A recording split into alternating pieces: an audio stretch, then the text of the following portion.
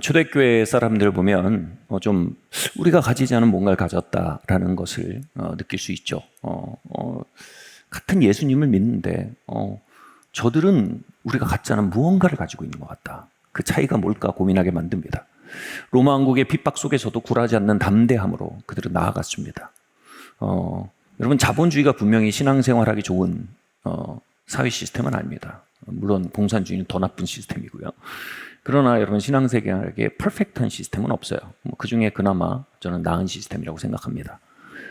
그러나 여러분, 이 자본주의 사회를 살면서 예수님 섬기는 거 정말 쉽지 않습니다만은 로마 시대에 네로, 칼리큘라 이런 독재, 폭군들 아래서 기독교를 핍박하는 구조 아래서 주님을 섬기는 건 정말 큰 도전이었을 겁니다. 그러나 그들은 그 속에서 담대하고 굉장히 강력한 성도였고 교회였습니다. 또한 그들은요, 지금 유튜브가 있어요. 뭐가 있어요? 아무것도 없을 때입니다. 근데도 땅끝까지 복음을 전했습니다. 막 배를 타고, 막 걷고 해서 땅끝까지 복음을 전했습니다. 그리고 수많은 유혹들, 여러분, 로마 사회의 성적 타락은요, 진짜 상상하기 어려울 정도였습니다. 수많은 유혹 속에서도 성결함으로 그들의 신앙을 지켜내었습니다. 이것을 가능하게 한 게 뭘까요? 신학자들은요, 여기에 대해서 좀 명료합니다. 여러분 한번 여쭤볼게요. 무엇이 이들을 이런 생활하도록 가능하게 했을까요? 주님의 다시 오심입니다. 그러니까 주님의 다시 오심에 대한 뭐냐면 이렇게 임박한 종말의식이라고 얘기할까요? 임박한 종말의식. 같이 말할까요? 임박한 종말의식. 그러니까 뭐냐면 주님이 이번 달에 곧 오실 것 같이 살았다는 거예요. 여러분, 요즘 시대에 이런 게 있나요? 적어도요, 이번 달에 오실 것처럼 살진 않아도 모든 초대교회 문화가 어땠냐면 나 때는 오실 거야, 이 정도였습니다. 나 살아생전에 주님 오실 걸 보게 된다. 이런 정도의 임박한 의식이 팽배해 있었습니다. 근데 동시에 그리고 사도들의 글을 보면요, 그들이요 얼마나 주님이 임박하게 곧 오실 것에 대한 의식으로 살았는지 글에 잘 나타나 있습니다. 잘 보면 그들은 주님이 다시 오신다는 전제로 그들의 삶을 운영하고 있었어요. 이게 임박한 종말 의식이에요. 임박한 종말 의식. 근데 그럼에도 불구하고 성경에 한 군데도 사도들은 주님이 내년에 오실 것 같아, 몇 개월 사이에 오실 것 같아 라고 특정한 적은 한 번도 없습니다. 이게 뭐냐 하면 임박한 종말 의식을 가졌지만 시한부 종말론을 말한 적은 한 번도 없어요. 이렇게 설명드릴게요. 여러분, 설악산 권금성 케이블카 타보셨나요? 네. 거기 제가 가끔 타고 올라갔습니다. 올라가면요, 사실 설악산이랑 동해 사이에는 꽤나 거리가 있습니다. 걸어갈 수 없는 거리예요. 근데 권금성 케이블 타고 올라가서 딱 보면 속초 시내 모든 건물 위에 높이 있죠. 그러니까 그야말로 동해가 지척입니다. 동해가 닿을 듯이 가깝습니다. 그래서 이렇게 말합니다. 여기 동해 봐라. 동해가 바로 앞에 있어요. 그런데 만약 여러분이 권금성에서 전화를 걸어요. 누군가 속초 시내에 한 골목길을 걷다고 해봅시다. 그에게 이렇게 말합니다. 그 코너만 돌면 동해야 라고 말하면 그는 길을 잃게 됩니다. 조금만 가면 동해인데 라고 말하면 그가 속초에서 서쪽에 있을 수 있잖아요. 그럼 그는 페이스를 잃게 됩니다. 무슨 얘기냐면 초대교회 성도들과 사도들은 성령 충만했고요. 그 성령 충만은 이렇게 표현할게요. 영적인 산 위에 오른 상태와 같다고 표현합니다. 영적인 산 위에 올랐다는 건 뭐냐면 계시의 장소, 신비의 장소입니다. 신비와 계시의 장소가 성경에서는 산인데 산 위에서 모든 것을 보는 상태와 같습니다. 그 산 위에서 보면 주님의 다시 오심이 지척입니다. 주님 꼭 다시 오세요. 산 아래서는 골목길이 이렇게 돼 있고 저렇게 돼 있고 얼마나 걸어야 되고 전철을 몇 정거 타야 되고 여러 가지 복잡한 이야기지만 산 위에 또 올라가면 주님 곧 오십니다. 주님이 지척이에요, 오실 길이. 그러나 거기서 주님이 3개월 안에 오십니다라고 말하면 이건 잘못된 말이 되는 거예요. 이거를 여러분 이거를 이렇게 표현할게요. 예언적 원근법이라고 합니다. 예언적 같이 말할 거예요. 예언적 원근법. 신학교에 쓰는 단어인데 이걸 알아야 돼요. 이걸 잘 알아야 우리가 종말론을 정확하게 접근할 수 있어요. 예언적 원근법이 뭐예요? 위에서 보면 가까워요. 그러나 실제적으로는 그 거리를 추측하기가 어렵다는 거예요. 그래서 내가 성령 충만하여서 주님과 가까운 삶을 살면 주님의 다시 오심이 지척이에요. 그러나 원근감의 기초에서 얼마나 가까운지는 알 수가 없는 거예요. 그래서 성경은 선을 그어요. 얼마나 가까운지 말하지 말라고 선을 긋습니다. 이건 뭐예요? 예언적 원근법 때문이에요. 산 위에서 보면 원근감이 없기 때문에 얼마나 가까운지 수치적으로 말할 수가 없어요. 그렇게 말하는 순간 오해와 혼란을 낳아요. 그것은 교리적 반칙이에요. 아무리 그분의 다시 오심이 가까이 보인다 해도 주님이 아마 한 달 안에 오실 것 같아. 그 마음은 이해해요. 근데 그 언어는 선을 넘은 거예요. 무슨 말인지 아시겠어요? 예언적 원근법이라는 원리를 무시한 거예요.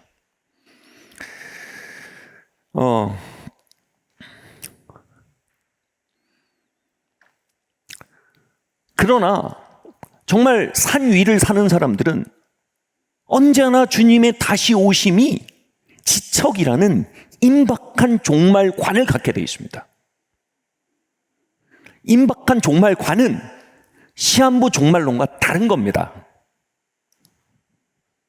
이해하시겠죠? 이건 다른 거예요. 결과적으로 시한부 종말론은 잘못된 겁니다. 그러나 임박한 종말 의식은 대단히 필요한 것이며 모든 성도들에게 반드시 주어져야 할 무엇입니다. 여러분 다미 선교회 아시죠? 네, 아시는 분 1992년 옛 추억입니다. 10월 28일 날 휴거가 일어난다고 이 사람들이 말했습니다. 이게 뭐예요? 아마도 좋은 뜻으로 그렇게 했다고 우리가 최대한 생각을 해본다면, 사람들 조종해서 뭐 이렇게 우려먹으려고 한 게 아니라 좋은 뜻으로 그렇게 했다고 최대한, 그러니까 도덕적 타락의 문제가 아니라 좋은 뜻으로 하려고 했는데 교리적 실수였다고 최대한 우호적으로 생각해주면 이들은요 주님이 너무 다시 오실 것 같아요. 그 주님이 다시 오신다고 얘기를 해도 사람들이 귀등으로도 안 들을 것 같아. 그러니까 조금 더 구체적으로 접근을 하려고 하다가 날짜까지 말해버린 거다. 교리적 반칙을 한 거예요. 물론 전 그게 좋은 의도였다고까지 생각하지도 않아요. 그건 명료하게 오류예요. 잘못된 거예요. 요점은 1992년 12월 28일 날 저는 그때 MBC를 틀고 있었습니다. 지상파의 모든 TV 카메라가 다미 선교회 본부에 갔어요. 밤에 11시 59분 다미 선교회 본인들만 엄청 긴장해 있어요. 막 찬양하면서 주님 다시 오신다. 근데 카메라를 들이대고 있는 모든 취재진과 모든 시청자들은요 마음속으로 조소하고 있었어요. 저 미친 사람들 봐라. 59분 59초 1초가 딱 바뀌었을 때 아무 일도 벌어지지 않았어요. 여러분, 이 일로 인해서 가장 큰 피해를 본 것은 다미 선교를 믿은 사람들인 것처럼 보일 수 있어요. 그러나 이러한 일들로 인해 가장 큰 피해를 본 것은 절대 다수의 크리스찬들입니다. 왠지 말씀드릴게요. 시한부 종말론이 얼마나 조롱받는지를 보며 임박한 종말 의식이라는 가장 건강하고 중요한 영성 자체까지 다 내어버리게 된 겁니다. 사도들이 가졌던 그것이요, 초대교인들이 가졌던 그것이요, 주님은 반드시 곧 오신다. 주님의 오심이 지척이다. 우리 마지막 때를 살고 있다. 하늘은 불의 패 녹아지는 체질과 같이 풀어질 거고 땅도 풀어질 거고 새하늘과 새 땅이 이곳을 삼킬 것이다. 주님의 왕국이 이 땅을 덮으며 임하고 있다. 주님 곧 오신다. 할렐루야. 다미 선교의 사건과 같은 일련의 사건들로 인해, 다미 선교회만이 아닙니다. 수많이 있었습니다. 지나쳐버린, 선을 넘어버린 시한부 종말론인의 교회에 있었던 가장 중대한 피해는 바로 임박한 종말 의식까지 내어버렸다는 데 있습니다. 결국 뭡니까? 우리는 어느 정도 시간 속을 살고 세상 속을 삽니다. 속초, 골목길을 헤매는 삶을 삽니다. 그런데 동해의 바다가 바로 지척임을 알지 못한다면 우린 속초를 걷고 있는 베네핏을 누리지 못하게 됩니다. 바다 없는 속초, 서울과 뭐가 다릅니까? 바다 없는 속초, 서울보다 나을 게 뭡니까? 주님의 다시 오심과 임박한 주님의 재림에 대한 소망이 없는 성도, 세상 사람과 뭐가 다르겠습니까? 주님의 다시 오심에 대한 고대가 없는 크리스찬 직장인이 직장 생활에 있어서 무엇이 다르겠습니까? 주님의 다시 오심에 대한 고대와 임박한 다시 오심에 대한 인식이 없는 한 남자, 한 여자가 성적 유혹과 세상의 유혹 앞에 서 있을 때 무엇이 다를 수 있겠습니까? 바꿔 말해서요, 그 안에 임박한 종말 의식, 주님 곧 다시 오신다라는 의식이 우리 안에 들어오기 시작하면요, 우리는 전혀 다른 방식으로 우리의 매일을 살기 시작하는 동력을 얻게 됩니다. 이 선물을 꼭 받으시는 저와 여러분 되길 바랍니다. 중학교 때 리더십 수업을 들은 적이 있습니다. 이런 거 해보신 분들 계실 거예요. 인식의 힘에 대해서 가르쳐주는 수업이었습니다. 나무 젓가락, 집에 가서 해보고 싶은 분들은 대나무 젓가락은 안 되더라고요. 나무 젓가락, 싼 나무 젓가락으로 할 수 있어요. 나무 젓가락 한 사람이 들고 있고 양쪽을 끝을 들고 있습니다. 다른 한 사람이 명함, 종이잖아요. 명함으로 이걸 탁 내리쳐서 끊을 수 있는지 없는지 물어봅니다. 10중 8구 명함으로 나무 젓가락을 부러뜨릴 수 없다라고 대답을 합니다. 그리고 내리쳐보라고 합니다. 내리치면요, 명함이 나무 젓가락을 깨지 못하고 찢어져 버립니다. 이제 강사 선생님이 그럽니다. 이제 그 명함이 나무 젓가락을 깨뜨리는 그림을 머릿속에 그리라는 거예요. 그리고 그렇게 된다라고 믿으라는 거예요. 그리고 내리치라고 말합니다. 그리고 이 나무 젓가락을 이 종이 명함이 깨뜨릴 것이라고 믿고 머릿속으로 그리고 그것을 마음속으로 가득히 믿고 내리치면요, 나무 젓가락이 깨어져 나갑니다. 그러면서 이렇게 말하는 거예요. 당신이 마음속에 무엇을 그리고 무엇을 믿고 사는지는 전혀 다른 결과를 가져옵니다. 오, 대박. 나중에 커서 목사 되면 이거 예화로 써야겠다라고 생각하지는 않았지만, 정말 임박한 종말 의식은요, 우리에게 전혀 다른 상상력을 가져옵니다. 전혀 다른 의식을 가져오고요, 전혀 다른 집중력을 가져옵니다. 임박한 종말 의식으로 성도들은, 초대교회 성도들은 사자들과 검투사 앞에 서서요, 주님 다시 오셔 할 때 그들은 그 상황을 찢었습니다. 임박한 종말 의식을 가진 성도들은요, 이 세상의 유혹과 세상 사랑 앞에 서 있을 때 주님 다시 오셔라는 걸 그리고 곧 오신다, 이걸 믿는 사람들은요, 세상 사랑과 유혹을 찢어버렸습니다. 아멘?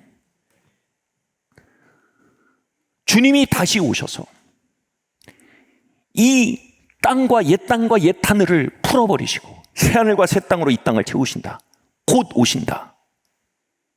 이것은요, 그들 하여금 그 시대를 찢어낼 수 있는 강력한 그들의 돌파구가 되었음을 우리는 알아야 합니다. 얼마 전에 한 영적인 대선배와, 제가 한 번도 나를 세워본 적이 없는 분입니다. 워낙 대선배니까. 근데 밥을 먹다가 작은 논쟁이 있었습니다. 그분은 이 종말 의식이 제가 듣기에 너무 극적이었습니다. 그분은 내 살아 생전에 주님이 오신다는 걸 굳게 믿고 있었어요. 문제는 그분이 84이시라는 겁니다. 그러니까 이거 너무 이거 아닌 것 같아.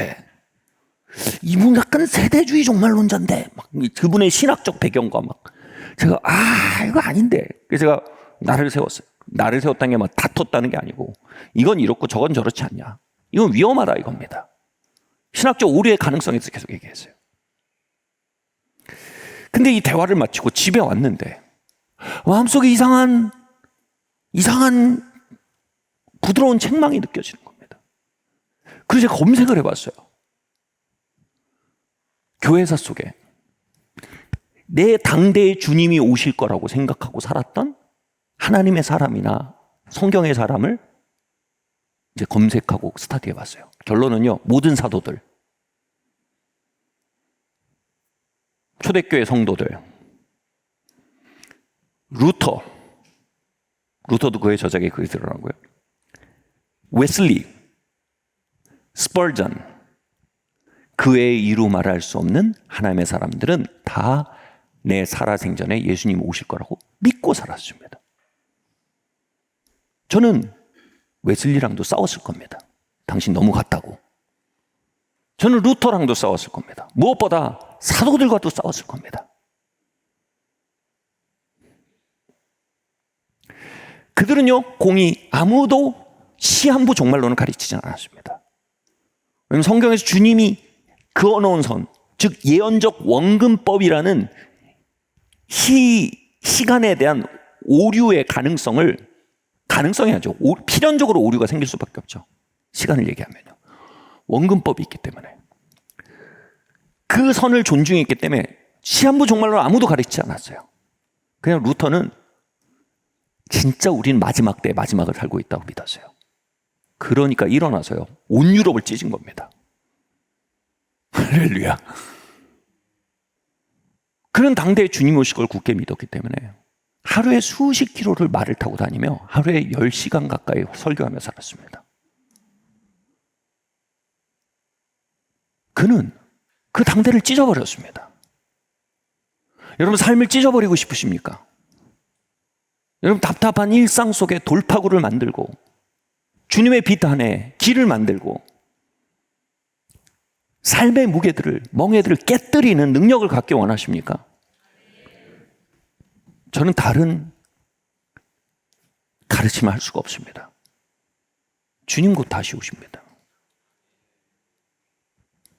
주님이 곧 다시 오십니다. 주님이 이번 달에 다시 오실 것처럼. 와, 주님이 다음 달에 다시 오실 것처럼. 주님이 언제든 왈칵 다시 오실 것에 대해서 임박한 종말의식을 갖고 여러분 매일을 산다면요, 여러분의 믿음이 여러분의 하루를 깨뜨리기 시작할 겁니다.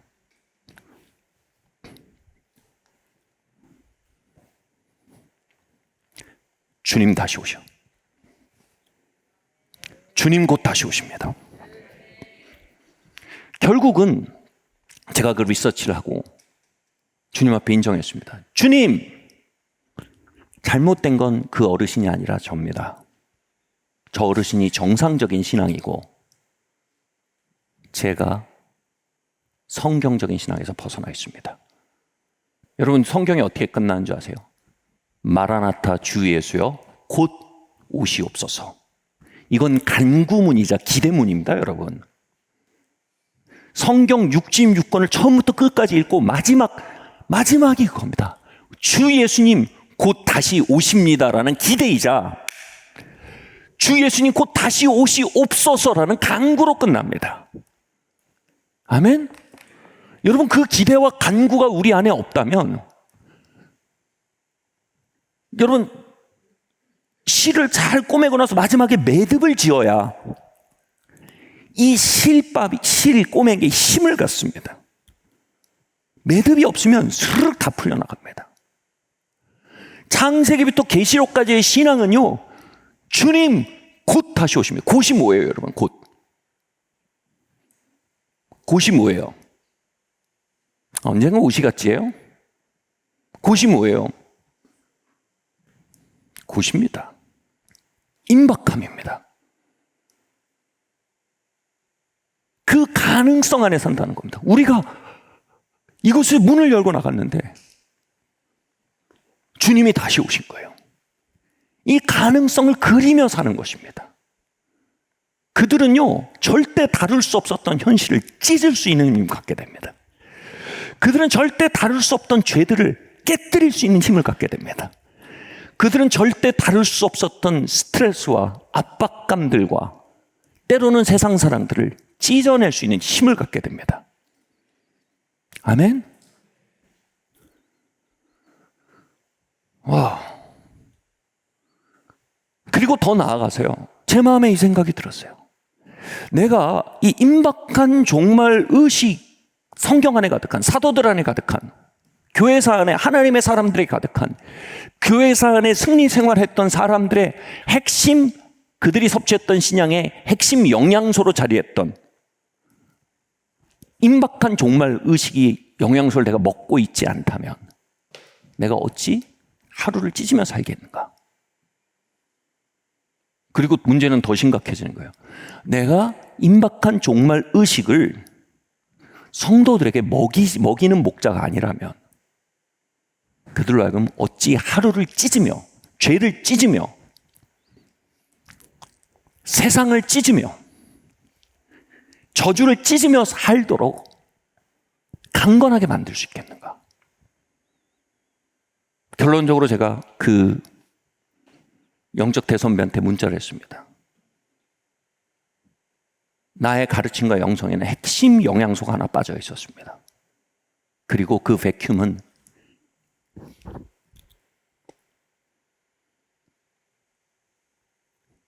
hidden frustration, 감춰진 절망감을 형성해온, 영적 골다공증을 형성한 원인이 된 것 같습니다. 하나님 앞에 회개했어요. 그리고 마음속으로 그 선배를 판단한 거에서 회개했어요. 이 회개는 저만 필요한 회개는 아닐 것 같습니다. 우리는 온존재로 시한부종말론을 반대합니다. 그건 성경이 말하는 선 긋는 걸 선을 넘어선 것이고요. 그건 너무 큰 피해와 혼란을 일으킵니다. 그러나 전존재로 우린 임박한 종말 의식을 환영해야 합니다. 주님 곧 다시 오십니다. 한번 옆에 이 복음을 전해보세요. 주님 곧 다시 오십니다.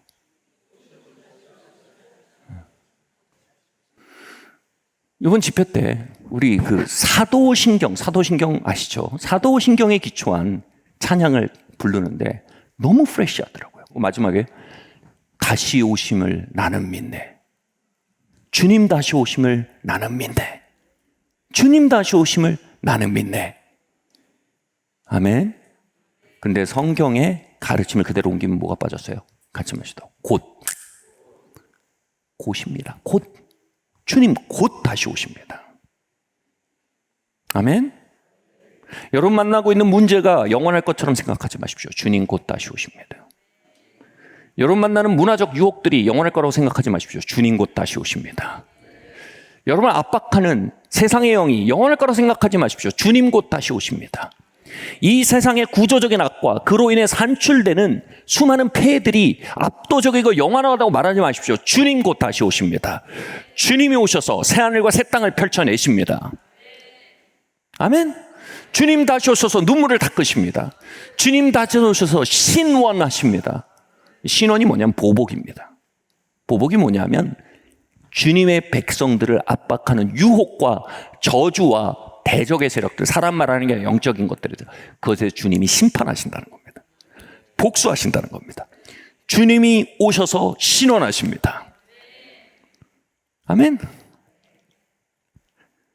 주님이 곧 다시 오셔서 우리의 죄와 저주로 아직 지배력 안에 있는, 여러분 우리의 육체는 거듭남으로 새로워지지 않았습니다. 우리의 영혼은 거듭남으로 새로워지만 우리의 육은 그대로입니다. 이건 뭐예요? 주님의 다시 오심으로만 교체될 수 있습니다. 여러분 우리 육에서 온갖 것이 다 나오죠. 그러면서 나는 뭐 이런 놈이니까 뭐 저도 그런 놈이에요. 이건 뭐예요? 그러나 temporal, 일시적인 집이에요. 아주 일시적인 집이에요. 이것도 싹 갈릴 거예요. 주님이 다시 오셔서 새 집 주실 거예요. 아멘. 이 소망, 곧, 이 곧이란 임박성. 여러분, 이건요, 교회 안에 잃어버렸던 찢어내는 능력을 돌이켜주는 굉장히 중요한 터닝 포인트입니다. 아멘. 마태복음 25장 10절 13절 말씀 함께 봉독해 보시겠습니다. 시작. 그들이 살아간 사이에 신랑의 오므로 준비하였던 자들은 함께 혼인잔치에 들어가고 문은 닫힌지라. 그 후에 남은 처녀들이 와서 이르되 주여 주여 우리에게 열어주소서. 대답하여 이르되 진실로 너희에게 이르노니 내가 너희를 알지 못하노라 하였느니라. 그런즉 깨어 있으라. 너희는 그날과 그때를 알지 못하느니라. 아멘. 여러분, 이 말씀은요, 예수 그리스도 자신이 말씀하신 종말론입니다. 여기에 이 배경에 대해서 잠깐 설명해 드리면 신랑의 다시 옴을 기다리는 10처녀가 나옵니다. 그 중에 5처녀는 지혜로워서 기름을 준비하여서 등불이 꺼지지 않게 합니다. 그런데 5 미련한 처녀는 졸며 자며 기름을 준비하지 않으므로 등불이 꺼져버립니다. 자, 여기서 깨어있는 5처녀, 지혜로운 5처녀는 뭘까요? 여기서 말하는 깨어있으면요, 이 시대가 이렇게 돌아가고 저렇게 돌아간다라는 분별력을 말하는 것도 아닙니다. 여기서 깨어있다라는 말은 주님이, 신랑이 곧 다시 온다라는 임박한 의식을 가졌다는 겁니다. 그래서 민감해진다는 겁니다. 그렇게 말하면 오늘날 많은 성도들은 저를 포함해서요, 시한부 종말론을 무서워한 나머지 임박한 종말 의식을 갖지 않으므로 잠들어 있는 것과 같은 것입니다. 그렇다면 우리 모두는 깨어나야 할 당사자들이 되는 것이고, 산이의 마을은 깨어나야 할 당사자가 되는 것입니다. 주님이 곧 다시 오시고 신랑이 다시 오신다는 날카로운 의식이 우리 안에 돌아오도록 성령께서 우리를 깨우고 계시다는 말이 바로 이 자리에 성립되고 있는 것입니다. 어쩌면 오늘 설교는 그냥 단순한 하나의 주제가 아니라 성령께서 성도들과 잠자는 교회를 깨우시는, 한밤에 깨우시는 음성과 같을 수 있음을 우린 귀를 기울여야 하는 것입니다. 얘들아, 예수님 곧 다시 오신다. 얘들아, 신랑이 오신다. 아멘. 깨어있다는 것은 신랑이 우리에게 오고 있다는 걸 인지하는 것이며, 두 번째로 깨어있다는 건 내가 바로 신부임을 아는 것입니다. 아멘. 그리고 깨어있다는 것은요, 우리의 삶의 오메가 포인트, 즉 우리의 삶의 지향점이 승진이나 치유나 성공에 있는 것이 아니라, 전 이걸 배타하지 않습니다. 이건 주님께로부터 오는 좋은 선물들입니다. 그러나 그것이 우리의 지향점이 아니라, 우리의 지향점은 뭐라고요? 어린 양의 혼인잔치라는 사실을 깨달아야 하는 것입니다. 바로 다시 오시는 신랑과 그의 신부가 연합하여서 영원히 아무 막힘이 없는 친밀한 가운데, 그 영광스러운 가운데 함께 살게 되는 것, 이것이 바로 우리의 소망임을, 이것이 우리의 고대함임을, 마라나타 주 예수여 오시옵소서, 이것이 우리가 기다리는 무엇임을 감각하기 시작하는 것이 깨어나는 것입니다. 깨어있는 성도라 함은 임박한 종말 의식 가운데 우리의 지향점을 인식하고 우리의 소망의 대상을 명확히 하며 내가 누구인지 명확히 하며 우리를 향해 돌진해 오시는 신랑 그리스도를 대망하는 것을 말합니다. 이렇게 얘기한다면 주님이 이것을 말하고 있는 게 사실이죠.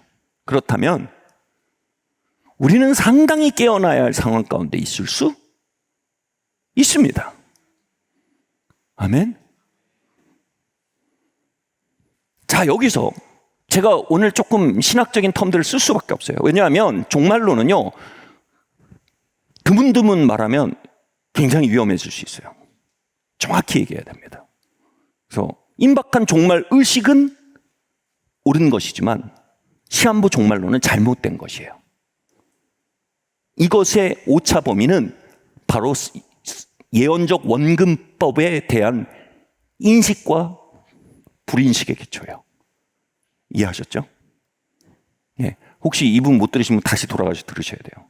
어디 가셔가지고 주님 다음 달에 오셔 이렇게 하시면 안 돼요. 큰일 납니다. 예.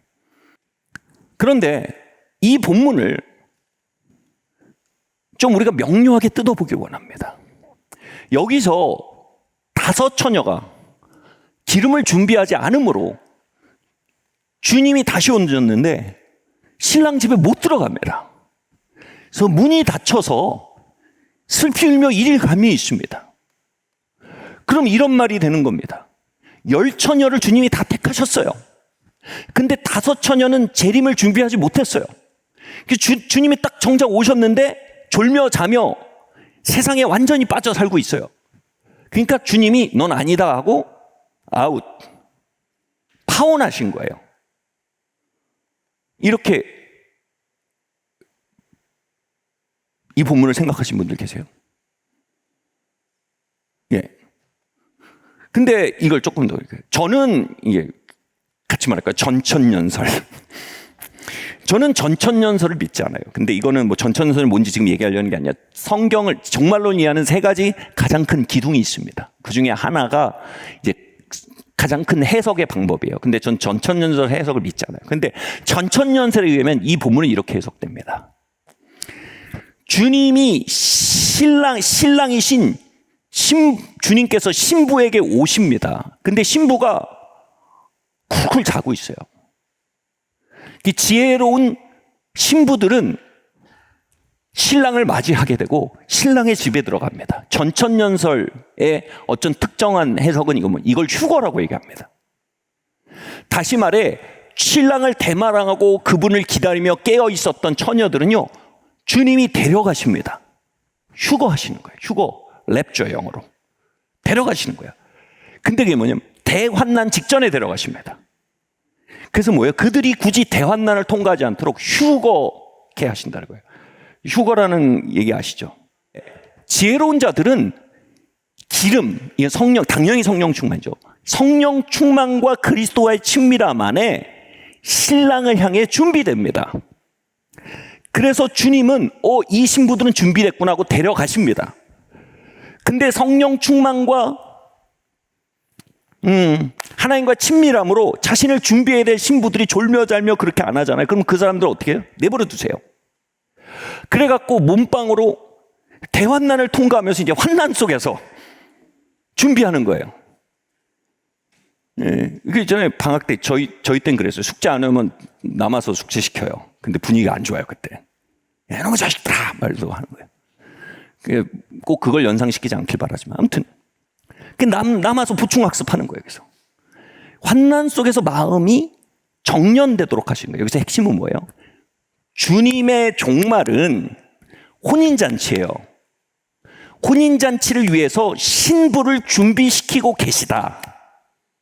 우리에게 주어진 시간은 신랑에게 시집가는 신부를 준비시키는 기간이라는 거예요. 그리고 그 신부로서 우리를 준비시키는 핵심은 뭐예요? 우리의 마음을 정화시키시는 거예요. 아멘? 여러분, 이건 전천년설, 후천년설, 무천년설 모두 통틀어서 이건 그냥 보편적 진리입니다. 여러분에게 주어진 시간은 신부로서 주어진 시간입니다. 아멘? 우리는 모두 혼인잔치를 기다리고 있습니다. 그런데 그 시간 동안 자발적으로 성령 충만을 구하고 주님 다시 오신다. 우리 어린 양의 혼인잔치를 향해 준비되어야 된다. 그리고 주님과의 친교 안에 자신을 준비하며 자신의 마음을 정화하며 걷는 이들은 대환난이 필요하지 않고 그들은 충분한 정화의 시간을 자발적으로 통과하였으므로 성령 충만을 통과함으로 주님이 빨리 데려가신다는 거예요. 자, 이건 전천년설이에요. 그러나 여기에 모든 종말론을 통틀어서 보편적인 사실은 이겁니다.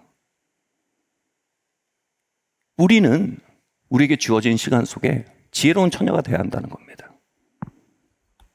아멘? 그리고 우리가 미련한 처녀로서 살아갈 때 주님은 우리에게 다른 방식의 정화를 허락하신다는 거예요. 그리고 그건 우리가 원하는 방식이 아닐 거라는 거예요. 다시 말해 성경에 두 가지 사랑이 나옵니다. 하나는 하나님의 우리를 향한 인애입니다. 인애. 이 얼마나 중요하면 제 딸 이름으로 그렇게 적겠어요. 하나님의 우리를 향한 인애입니다. 다른 하나는 뭐냐? 하나님의 우리를 향한 질투입니다. 신랑 되신 그리스도는요, 하나님의 아들입니다. 하나님은 아들의 결혼식을 준비하고 계십니다. 어떤 신부들은 인애에 응답해서, 하나님의 사랑에 응답해서 자신을 준비합니다. 그런데 어떤 신부들은 그렇게 하지 않습니다. 그 신부들이 뭐예요? 여러분 주일학교 때 이런 노래 들을 분 많으실 거예요. 성경에 기록된 건데, 그 혼인잔치에 어떤 사람이 왕이 초대를 하는데, 아들의 혼인잔치에 초대하는데, 죄송해요 천국잔치에 갈 수 없어. 이 노래 아세요? 밭도 사야 하고 소도 사야 하고, 핵심 뭐예요? 할 일이 많아 나 어이하리 죄송해요 못 가요, 이겁니다. 혼인잔치를 준비를 못 하겠다는 겁니다. 이 주어진 시간을 혼인잔치를 위해 다가가는 시간으로 인식하지 않고 속알고 밭사고 시집가고 장가가고 이거에 다 소진하고 써버린 사람들의 이야기입니다. 다시 말해 임박한 종말의식이 없는 겁니다. 저는 그들을 주님이 내치고 지옥 보내신다고 생각하지 않습니다. 그러나 이건 보편 진리입니다. 주님은 그들을 질투 가운데서 제자리에 돌리시는 건 사실입니다. 아멘? 신랑은 신부를 향해 소유권을 주장합니다. 예수님은 우리의 마음을 향해 소유권을 주장하실 수 있는 권위가 있는 분이십니다. 그리고 우리에게 복이 있다면 우리의 마음이 누군가에 의해 소유될 수밖에 없는 구조로 되어 있습니다. 그 모든 심리학자들, 철학자들 모두가 말합니다. 인간의 마음은요, 디보션, 어디엔가 받쳐지지 않으면 혼자로서는 존재할 수 없는 어떤 진공입니다. 뭐에단 여러분 영을 바쳐야 됩니다. 여러분, 보이그룹이 어떻게 아이돌이에요? 아이돌이 뭐예요? 우상이에요. 그 바칠 데가 너무 없으니까 젊은 청소년 애들이 막 이런 데 그냥 바쳐버리는 거예요. 여러분, 아이돌한테 바치든지 야동에 바치든지 세상 사랑에 바치든지 어딘가 바치게 돼 있습니다. 하물며 주님이 그 마음에 대해서 우리에게 소유권을 주장하시지 않을 리가 없겠습니까? 그리고 그분이 우리의 마음을 향해 소유권을 주장하신다는 건 엄청난 복입니다. 아멘? 그 복이 우리가 지혜롭다면 인애로서 경험됩니다. 아멘? 근데 우리가 지혜롭지 않다면 그 복이 질투로서 경험됩니다. 그러니까 주님 왜 이렇게 날 맨날 못 살게 구세요? 이게 됩니다. 지혜롭게 우리의 삶을 경험한다면 주님 사랑합니다. 주님 더 닮기 원합니다. 예수님 당신이 더 목마릅니다. 나를 더 당신으로 채워주세요의 방법으로 우리가 정화의 길을 걷게 되고, 질투 안에 있으면 뭐예요? 주님 왜 이렇게 날 내버려 두지 않으세요? 나 한 번쯤 잘 나가야 됩니다. 주님 나 이거 좀 내 멋대로 한번 해보겠습니다. 주님이 진짜 사랑하시면요, 질투를 거두지 않으세요. 시편 기자의 그런 말이 있어요. 주님 날 좀 놔주세요. 주님의 사랑으로부터 날 좀 놔주세요. 이런 비슷한 표현이 있어요. 왜냐하면 시편 기자가 이해한 거예요. 자기는 일로 가려고 해요. 근데 주님이 날 사랑하는 한 날 놔두실 리가 없어. 그 질투가 자꾸 자신을 여러 가지 방법으로 압박해. 그러니까 주님 우리 좀 각자 길 갑시다. 얼마나 정직하고 고통스러운 표현이에요. 그런 얼마나 미련한 고백이에요. 그죠? 사랑하는 성도 여러분, 제 삶을 돌아보면 저는 저를 신부로 생각하지 않고 그리스도를 신랑으로 생각하지 않고 내 인생의 오메가 포인트를 어린 양의 혼인잔치로 생각하지 않고 산 잠든 기간 동안에 하나님의 질투가 저를 쫓아다녔던 시간들이 있습니다. 임박한 종말론은요, 잘 보세요. 성령 충만으로 말미암아 우리의 등불을 켭니다. 우리의 밤을 밝힙니다. 그 등불이 켜지면 전혀 다른 방식으로 우리의 밤을 보게 됩니다. 밤은 뭐예요? 주님이 오시지 않은 시간입니다. 아멘? 그 시간은 빛에 의해서 밝혀져야 합니다. 다시 말해 임박한 종말론의 기초에 해석돼야 합니다. 저는 그 빛을 밝혀 저를 돌아보니 야, 저 때는 주님의 질투 안에 살았구나. 해석이 돼요. 아, 저 때는 주님의 인애 안에 살았구나. 그 빛으로 밝히니 다시 말해 뭐예요? 주님이 나와 어떻게 함께 하셨는지가 해석이 된단 말이에요. 보인단 말이에요. 그리고 어떻게 돼요? 나의 오늘을 비춥니다. 주님의 질투와 인애가 나를 향해 있는 나의 오늘이 보입니다. 내가 미련할지 지혜로울지 결정할 수 있도록 빛을 비추어주는 그 등불 안에 오늘 보게 된단 말입니다. 아멘? 저는 이 등불이 우리 모두에게 켜져야 된다고 믿습니다.